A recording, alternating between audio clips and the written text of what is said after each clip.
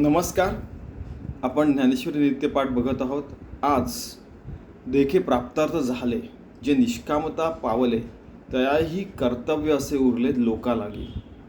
हे आपल्या तो जो श्लोक आहे, कर्मण्येव संसिद्धिम आस्थिता जनकादयः लोकसंग्रहमेवापि संपश्यम कर्तुमर्हसि, की जनकादिक जे होते त्यांना पण आत्मज्ञान झाल्यावर लोकसंग्रह करून लोकांनाही चांगल्या मार्गाला लावायचं होतं, म्हणून ते आपलं पुढलं जीवन जगले आत्मज्ञानानंतर. असंच या ओळीत पण सांगितलं आहे की त्यांना आत्मज्ञान प्राप्त झाल्यावर त्यांना ते तर निरीच्छ झाले, या जगाबद्दल काय जे होईल ते होईल, आपलं जीवन जगायचं, आपलं जीवन पुष्प भगवंताच्या चरणी अर्पण करावं असं करू शकतात ते. पण तसं नाही की त्यांना आदर्श समजून मग लोक जगणार आहेत, तर त्यांना तसं आदर्श जीवन जगून दाखवावं लागतं.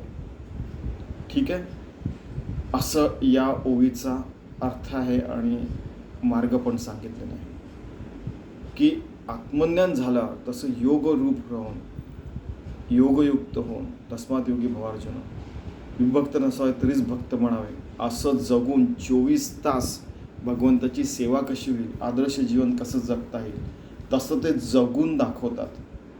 दाखवायचं नसतं त्यांना, ते जगतच असतात, ॲटोमॅटिक लोकांना दिसतं ते. तर त्याकरता ते जगतात की तयाही देह एक की राथी.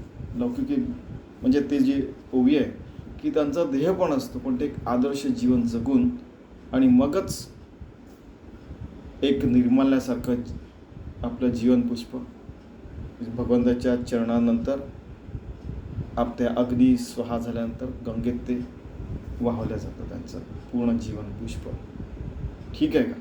हे आपण बरेचदा बघितलं. तर तसं ते आदर्श जीवन जगतात आत्मज्ञानानंतरही. तसं आपण जगायचा प्रयत्न करूया. धन्यवाद.